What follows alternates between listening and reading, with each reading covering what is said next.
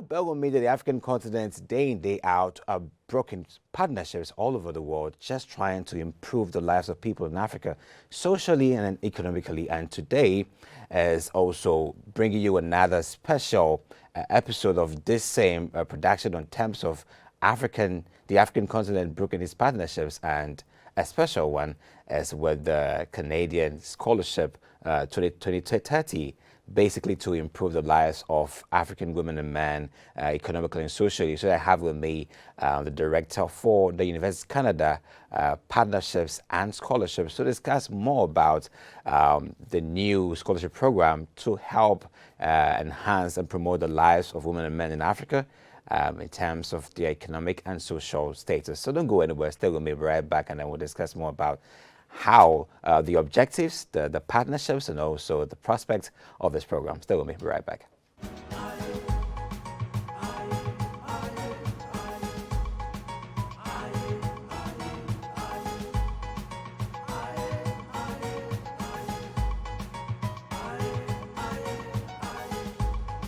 To AAU Talks and AAU TV, the voice of higher education in Africa. My name is Ajiman Ochodaku, and joining me in the studio today is our special guest, Julius Scott, Universities Canada Director of Partnerships and Scholarships. You're welcome to AAU Talks. Medasi. That's a wonderful one, you know. How long has it been getting together the African language, and you seem to be in love with it? Oh, yeah, I've learned a couple of words along the way, but one word, particularly Medasi, goes a long way.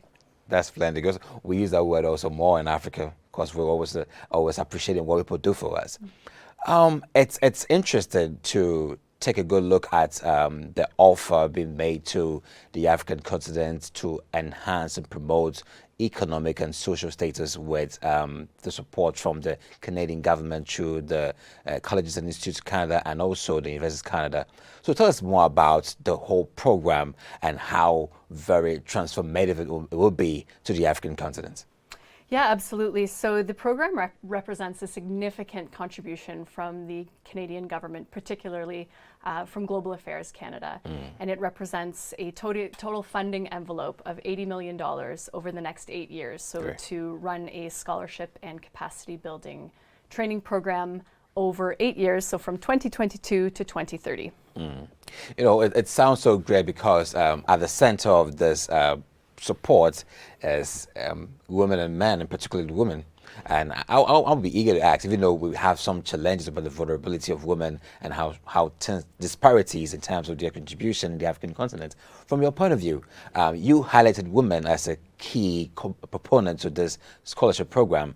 And what is the inspiration behind you making women a key figure in your planning? That's a great question. So the Government of Canada recognizes that women particularly are underrepresented in these types of scholarship programming. So we have a target of achieving at least 51% beneficiaries being women. And in order to realize that objective, what we've done as the project team is come up with an innovative style of programming where we are offering, on one side, slightly more traditional but innovative scholarships to have young men and young women, particularly women, come from various areas, particularly in sub-Saharan Africa, to come study at the master's, doctoral, and potentially other levels of study in Canada, and perhaps some training opportunities in the countries that are supported by this program. So that's on one side. On the other side, the program that we are designing will support institutional partnerships wherein there will be, within the countries supported, institutions, our partners, and potentially other organizations that will partner with Canadian institutions, both at the university, college, polytechnic level, to create partnerships to design customized programs based on local priorities that will not necessarily be as stringent in terms of the duration of time. So a little bit more accessible to women who have different barriers in their paths that may not be able to leave families, leave children, leave other responsibilities. So we are having the institutions work together in partnership to co-create programs that respond to local, the supported countries' requirements for training programs in country that can be delivered in a variety of models, potentially short-term, medium term, hybrid, and so on and so forth. Great. After taking a very good look at the whole program, I see it has this flexible outlook from the Canadian government to the African partners who are part of the whole program. But I want to find out the motive behind the flexibility of giving power to the African partners to take the roles into their own hands and account to the Canadian government and institutions organizing. What is the motive behind this? Well, essentially, this program must be locally driven. So it's not necessarily for institutions in Canada to say, we understand the realities, this is what type of program would be best suited to these requirements, without actually truly understanding what those requirements are. So in order to have a better understanding of what the labor market needs are, of what actual types of training programs and scholarship programs would be beneficial to the countries that will be supported by this program, these needs need to come from the countries themselves, from institutions, from partners, such as institutions that are a part of the AAU. We must understand where we can be most helpful, most beneficial, where the scholarship dollars can go, where it would be beneficial to create institutional partnerships. And so it's truly locally driven, in the sense that in order for us to co-create a program, we must understand what is required for capacity building. Reading in the lines for this program, I realized that colleges and institutes Canada, and alongside the University of Canada, were entrusted this program to run. How long have you been doing this? UCAS and also CICAN. How long have CICAN been doing this alongside UCAS? Well, the beauty of the partnership between Universities Canada and CICAN is that we come with similar mandates for our members. So Universities Canada represents the universities across the country, provides a unified voice for research, higher education, and innovation, and specifically provides a forum for university leaders, the presidents in most cases of universities, to come together and discuss important issues on campus. And from the Universities Canada side, we have close to 60 years of scholarship administration service experience. So we come with that background, with experience in scholarship administration. On the Colleges and Institutes Canada side, they also have a similar mandate with the colleges, and come with a wealth of experience on the creation and brokerage of the institutional partnerships. And so when we came together, we work on other initiatives. We are, in a sense, sister organizations representing the post-secondary education sector in Canada. When we came together to discuss what Global Affairs was looking for, we found it to be an ideal partnership, in that we came to the table with different experience that responded to what Global Affairs was looking for. And so we've been working together for a number of years on other partnership initiatives, and this is a new initiative for us, in that we are combining forces with one project team, not on the university side, not on the college side, but together, joining forces and leveraging our experience in scholarship administration and institutional partnerships. Great. One can't undermine such synergy between these two institutions and also the partners in Africa. Such a great force. So stay with us. We'll be back for a short break, and then we'll talk more about the partners and the roles they have to play to support these two institutions and take this wonderful project in Africa. Stay with us.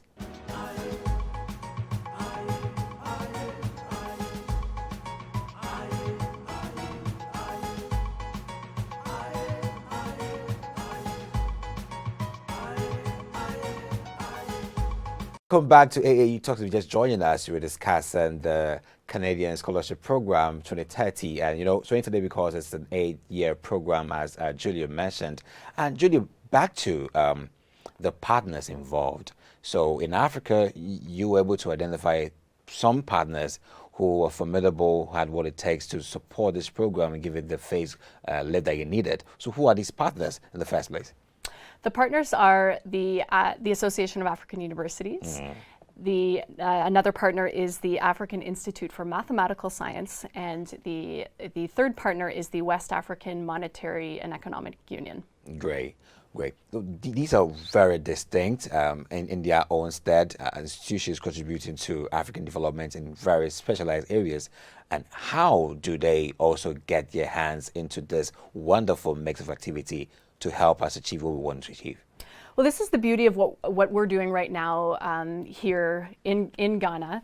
and in other countries on this inception mission, is that we are working with our partners on the ground to better understand what they are doing in terms of current programming, their representative bodies, and how they actually operate. So without further defining the roles, this is a program that needs to be locally led, and so we are relying on our partners to inform, based on the objectives that we have for our program, how they might best serve the program. So that could be in leveraging current partnerships, in dissemination of program information and communication, on partnership brokerage. There's a variety of things that we're looking at right now, and what we're bringing to the table is sort of a brief or a high-level overview or sketch of how we envision the program to operate on an operational or administrative level. And we are working with our partners over the next couple of weeks to further tease out what that actually looks like in terms of the roles and responsibilities of each.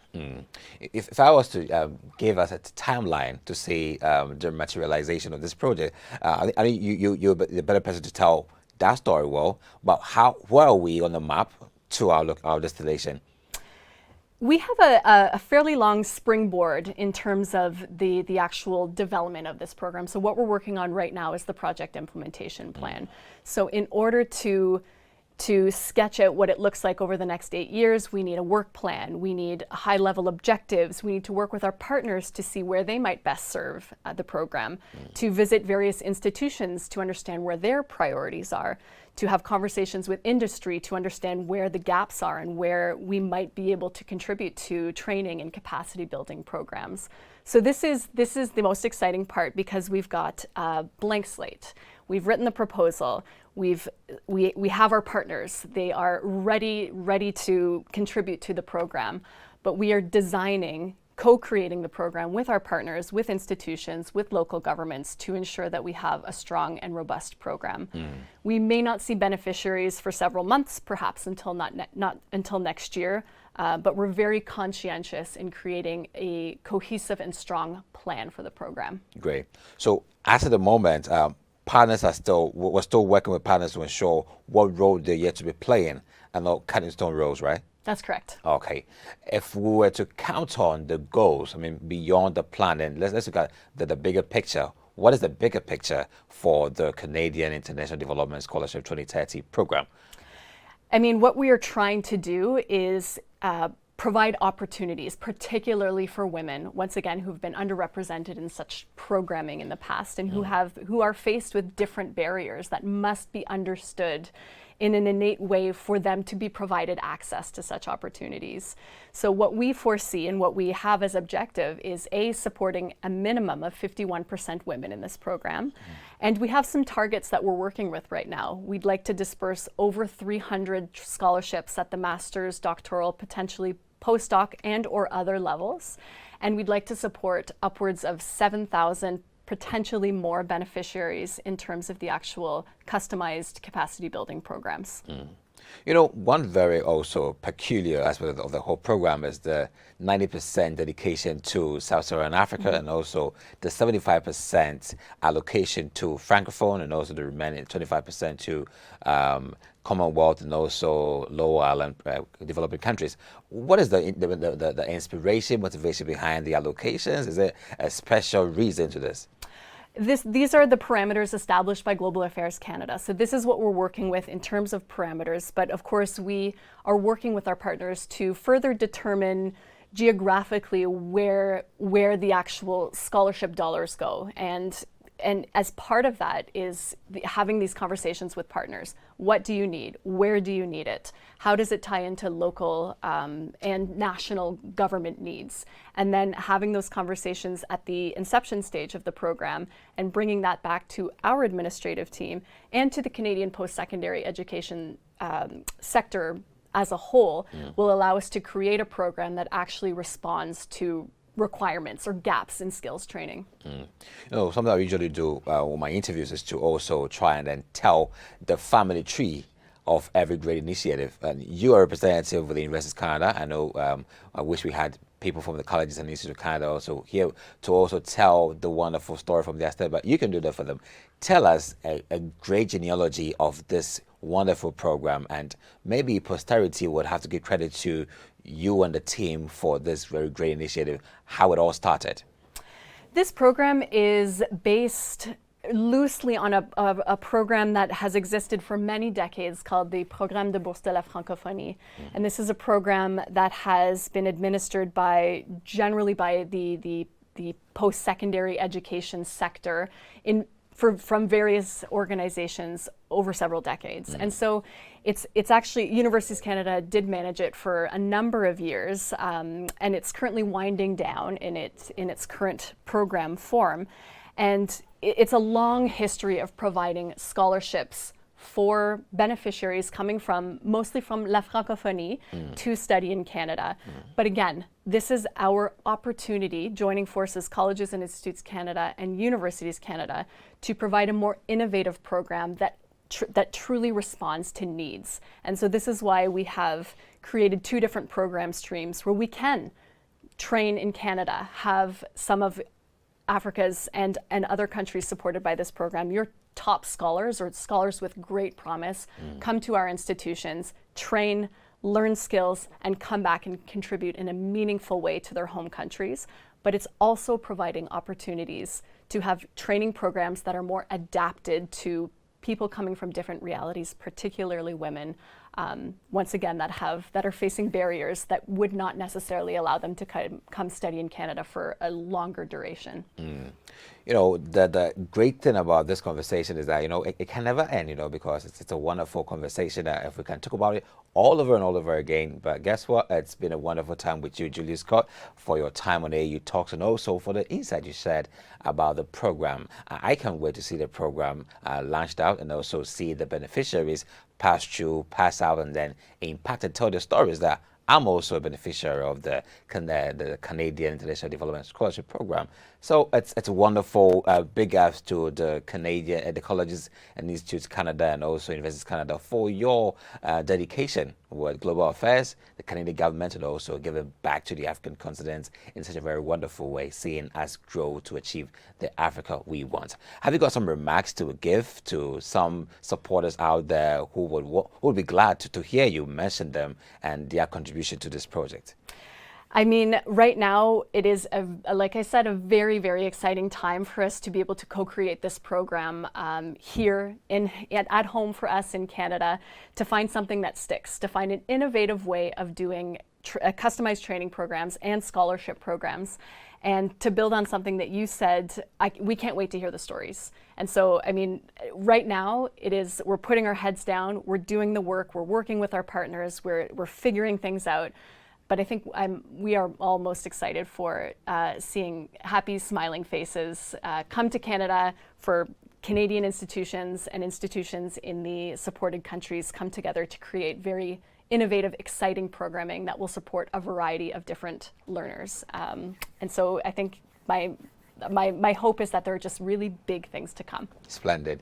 So thank you very much for your time, and also watching us on AAU TV, AAU Talks, the voice of higher education in Africa, as we bring content to inform, transform. And today it is also equally transforming that this program is coming to being very soon. It will materialize, and you can also give it your shot and be part of this amazing story that has been created and yet to make great impact. My name is Ajimano Chodako, and joining me in the studio was Julius Scott, Director, Partnerships and Scholarships with Universities Canada, and it's all about the Canadian International Development Scholarship Program 2030, which has lots of support for women and men in Africa, particularly women, you know, to give you the representation that you deserve in the African continent and globally. So until next time, catch you on AAU Talks, the voice of higher education in Africa. Be safe and bye.